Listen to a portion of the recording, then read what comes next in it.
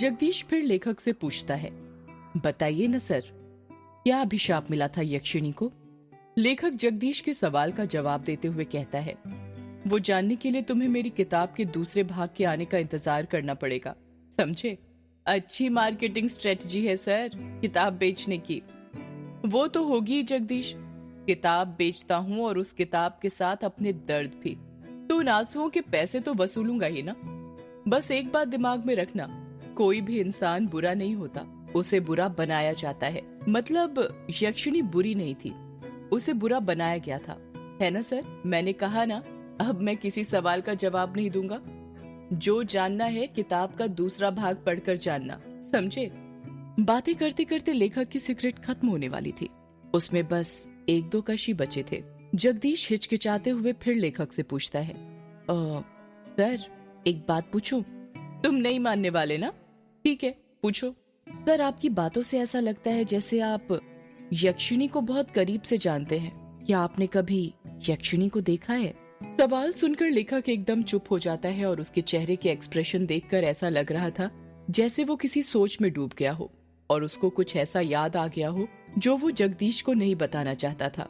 जगदीश लेखक पर दबाव बनाते हुए पूछता है, क्या हुआ सर, आप चुप क्यों हो गए? बताइए ना, क्या आपने कभी यक्षिणी को देखा है? क्या कभी आपका यक्षिणी से सामना हुआ है?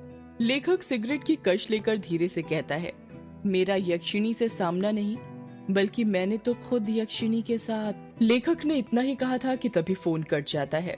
लेखक अपना मोबाइल देखते हुए कहता है, अरे ये क्या, फोन कैसे कट गया? लगता है नेटवर्क चला गया। ये गांव में यही प्रॉब्लम रहती है, पता ही नहीं चलता कब नेटवर्क आता है और कब चला जाता है। इतना कहकर लेखक उसकी कुर्सी के बगल में रखी बैसाखी के सहारे खड़ा हो जाता है। उसका एक पैर जो था वो सही से काम नहीं करता था, जिसके कारण वो लंगड़ा लंगड़ा कर चलता था। उस लेखक ने बैसाखी के सहारे अभी एक दो कदम ही आगे बढ़ाए थे कि तभी कमरे की लाइट अपने आप बंद चालू होने लग जाती है। लेखक कमरे के आगे लगे बल्ब को देखता हुआ कहता है, अरे अब ये लाइट को क्या हो गया अचानक? देखते ही देखते लाइट पूरी तरह बंद हो जाती है और कमरे के चारों तरफ अंधेरा छा जाता है। इतना अंधेरा कि लेखक को उसके हाथ पैर भी दिखाई नहीं दे रहे थे। ये हो क्या रहा है आज? कहीं वो आ तो नहीं गई? नहीं नहीं, ऐसा नहीं हो सकता, वो नहीं आ सकती। लेखक ने खुद से इतना ही कहा था कि तभी कमरे का दरवाजा जो बंद था वो अपने आप खुल जाता है। दरवाजे के बाहर से हल्की सी सफेद रोशनी आ रही थी। लेखक जल्दी जल्दी बैसाखी के सहारे दरवाजे के पास जाने लग जाता है। तभी कोई उसका पैर पकड़ लेता है और वो धड़ाम से नीचे गिर जाता है। मेरा पैर! लेखक धीरे धीरे अपने पैर की तरफ देखने लग जाता है, पर अंधेरा इतना ज्यादा था कि उसे कुछ दिखाई नहीं दे रहा था। लेखक जैसे ही अपने हाथ अपने पैर पर रखता है, उसको महसूस होता है कि उसका हाथ किसी दूसरे के हाथ के ऊपर रखा हुआ था। लेखक डर जाता है और झट से अपना हाथ अपने पैर से हटा लेता है।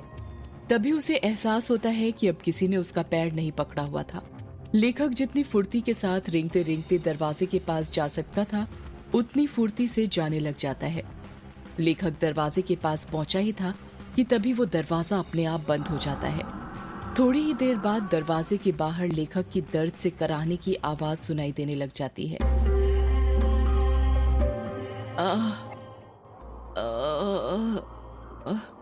कौन हो तुम? मैं यक्षिणी, तेरी मौत। कुछ देर तक लेखक और यक्षिणी की बातें चलती हैं, पर उन दोनों की बातों की आवाज दरवाजे के बाहर नहीं आ रही थी। कुछ देर बाद लेखक की एक जोर से चीख सुनाई देती है। ये एक ऐसी चीख थी जो दिल को दहला कर रख दे। अगले ही पल दरवाजे के नीचे से लेखक का खून बहकर दरवाजे के बाहर आने लग जाता है। 13 साल बाद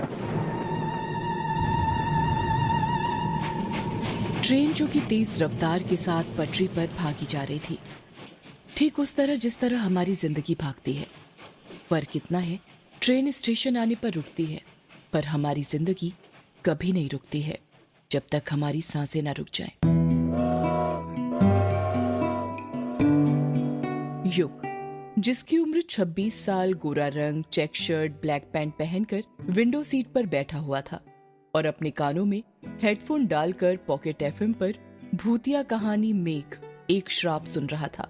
कहानी सुनते ही युग विंडो के बाहर दिख रहे मेघालय के गारो पहाड़ की हसीन वादियों का मजा ले रहा था। वही गारो पहाड़ जिसका नामकरण तिब्बती तथा बर्मी जनजाति गारो पर हुआ था। गारो पहाड़ नीस चट्टान का बना हुआ था। पहाड़ों को चारों तरफ से सफेद बादलों ने घेर लिया था, जिन्हें देखकर ऐसा लग रहा था कि पहाड़ों ने बादलों की सफेद चादर ओढ़कर रखी हुई हो। उन्हीं बादलों को देखते देखते युग की आंख लग जाती है। अभी थोड़ी देर पहले युग की आंख लगी ही थी कि तभी उसे एहसास होता है कि कोई उसका हाथ छू रहा था। कोई बार बार युग का हाथ पकड़कर हिला रहा था। युग बौखलाहट के साथ उठ जाता है और जब अपनी आंखें खोलता है तो देखता है कि उसके चेहरे के जस्ट सामने एक बुढ़े का चेहरा था, जो बड़ी बड़ी आंखें करके उसे घूर रहा था। उस बूढ़े ने सफेद मटमैली सी धोती पहनी हुई थी। उसके हाथ पैर कंपकपा रहे थे। युग सोचने लग जाता है, पहले तो ये बूढ़ा मेरे सामने नहीं बैठा था, ये पूरी सीट खाली थी, अचानक कहां से आ गया? अगले ही पल युग खुद ही इस सवाल का जवाब ढूंढ लेता है और मन ही मन सोचता है, लगता है जब मेरी आंख लग गई थी तभी आकर बैठ गया था। युग गुस्सा करते हुए कहता है, ये क्या हरकत है बाबा? वो बूढ़ा खांसते हुए कहता है,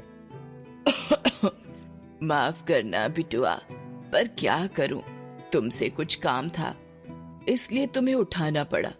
युग हैरानी के साथ कहता है, क्या कहा? काम था आपको मुझसे? क्या काम था? वो बेटा, मुझे जानना था कि वक्त क्या हुआ है। ये बात सुनकर युग का दिमाग घूमने लग जाता है और वो गुस्से के साथ अपनी घड़ी में देखते हुए कहता है, 11 बजने वाले हैं। अच्छा, मतलब 1 घंटे बाद मेरा स्टेशन आ जाएगा। युग कुछ जवाब नहीं देता और उस बूढ़े को घूरने लग जाता है। वैसे बिटुआ, तुम कहाँ पर जा रहे हो? युग उस बूढ़े के सवाल का जवाब देते हुए कहता है, वो मेहंदी पथार जा रहा हूँ। मतलब तुम भी मेहंदी पथार जा रहे हो? युग उस बूढ़े के सामने उंगली करते हुए कहता है, मतलब आप भी? हाँ बिटुआ, चलो अब सफर आसान हो जाएगा। जब कोई बात करने वाला मिल जाता है तो सफर जल्दी कट जाता है। तुम मेहंदी पथार में कहाँ जा रहे हो? मेहंदी पथार से 5 किलोमीटर दूर ही बंगला मुडा गांव है ना, वहीं पर जा रहा हूँ। बंगला मुडा में तुम्हारे रिश्तेदार रहते हैं क्या? नहीं, बंगला मुडा गांव में तो नहीं, पर रोंका मुचा गांव में रहते हैं। अरे ये क्या बात हुई बेटा, जब तुम्हारे रिश्तेदार रोंगका मुचा गांव में ही रहते हैं तो फिर तुम बंगला मुडा गांव क्यों जा रहे हो? इस सवाल को सुनकर युग खामोश हो जाता है। ऐसा लग रहा था जैसे उस बूढ़े ने युग की दुखती नब्ज पर हाथ रख दिया था। कुछ ऐसा पूछ लिया हो जिसका जवाब वो शायद अपने आप को भी नहीं देना चाहता था।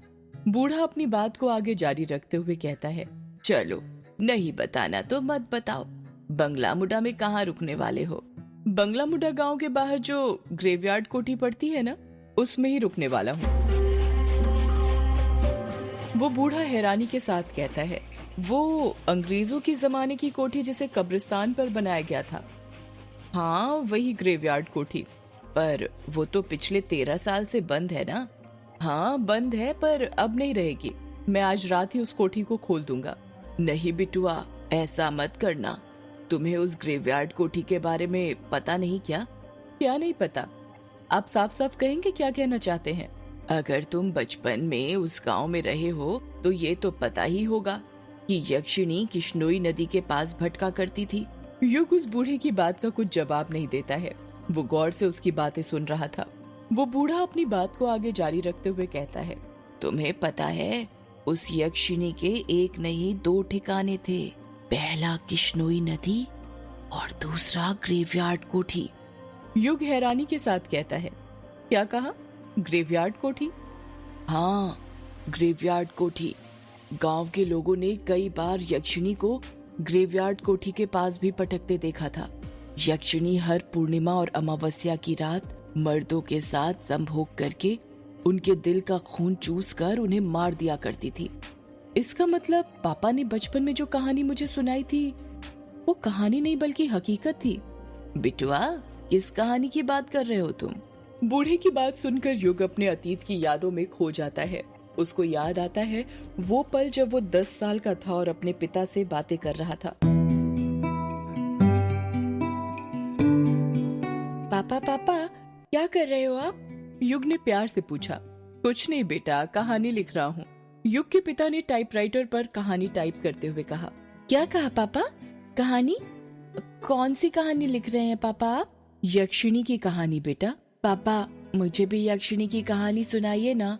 नहीं बेटा, तुम अभी छोटे हो, तुम डर जाओगे। जब बड़े हो जाओगे तब सुनना, ठीक है?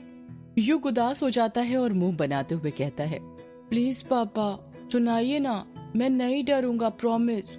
और आप ही कहते हैं ना कि अब तो मैं बड़ा हो गया हूँ और बड़े बच्चे डरते नहीं हैं बल्कि डराते हैं, तो प्लीज पापा मुझे यक्षिणी की कहानी सुनाइए ना। युग जिद करने लग जाता है और युग की जिद के आगे उसके पापा हार मान जाते हैं और उसे यक्षिणी की कहानी सुनाने लग जाते हैं। कहते हैं ये जो अपनी किश्नोई नदी है ना, बहुत सालों से वहाँ पर यक्षिणी डायन रहा करती थी। युग हैरानी के साथ कहता है, ये बंगला मुडा और रोंका मुडा गाँव के बीच में जो नदी पड़ती है वहीं पर पापा? हाँ बेटा, वहीं पर। ये जो यक्षिणी होती है ये जंगलों में या पानी वाली जगहों के पास पाई जाती है।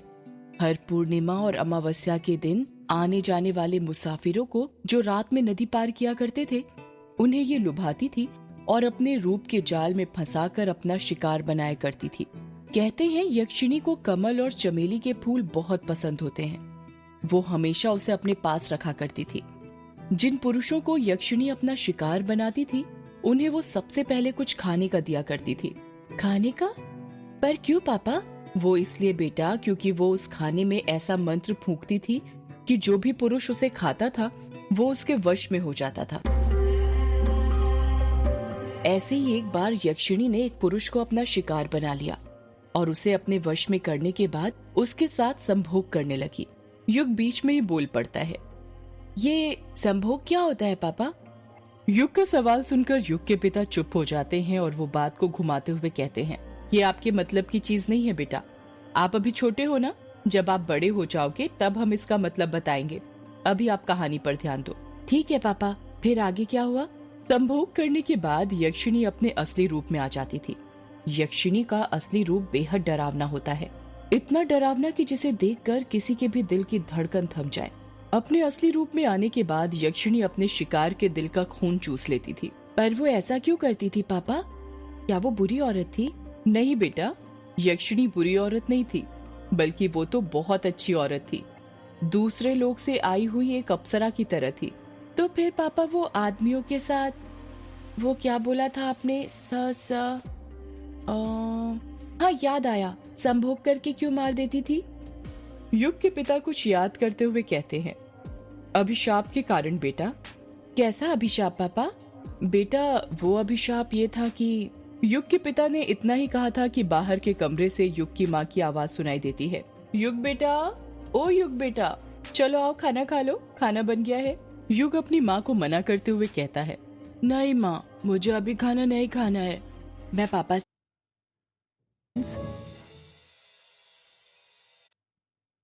से कहानी सुन रहा हूँ। क्या कहानी सुन रहे हो? तुम्हारे पापा को कहानी लिखने और सुनाने के सिवा और कुछ आता भी है? जब देखो दिन भर कहानी लिखते रहते हैं। खुद तो बिगड़े हुए हैं ही, तुम्हें भी बिगाड़ने पर तुले हुए हैं। चलो जल्दी आओ खाना खाने, मैंने खाने की थाली बना ली है तुम्हारे लिए। नहीं माँ, मैं नहीं आ रहा, कहानी खत्म होने के बाद ही आऊंगा। क्या कहा? नहीं आ रहे? लगता है मुझे ही आना पड़ेगा। रुको, अभी बेलन लेकर आती हूँ, तभी तुम मानोगे। पायल की बजने की आवाज सुनाई देने लग जाती है। ऐसा लग रहा था जैसे युग की माँ युग के कमरे की तरफ आ रही हो। कुछ ही देर में युग की माँ हाथों में बेलन लेकर उसके कमरे में आ जाती है। युग को उसकी माँ का चेहरा दिखाई नहीं दे रहा था, क्योंकि उसकी बचपन की यादों से उसकी माँ का चेहरा मिट चुका था। उसे नहीं पता था कि उसकी माँ कैसी दिखती थी। उसको उसकी माँ की बातें तो सारी याद थीं, पर उनका चेहरा नहीं। युग की माँ उसका कान पकड़ते हुए कहती है, तो क्या कह रहे थे बेटा तुम, कि तुम्हें खाना नहीं खाना? जरा एक बार और बोलना। युग चीखते हुए कहता है, अरे माँ कान छोड़िए, दर्द हो रहा है। माँ कान छोड़िए, कान तो छोड़िए आप माँ, दर्द हो रहा है माँ।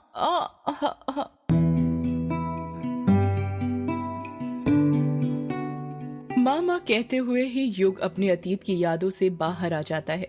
जब युग अपनी आंखें खोलता है तो देखता है कि उस बूढ़े ने उसका हाथ पकड़ा हुआ था और उसे हिला हिला कर पूछ रहा था, अरे ओ बिटुआ, कहाँ खो गए?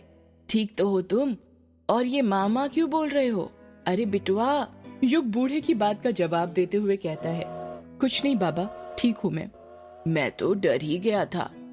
युग बूढ़े की आंखों में देखते हुए कहता है, बाबा एक बात पूछनी थी आपसे, क्या वो यक्षिणी अभी भी मर्दों को अपना शिकार बनाया करती है?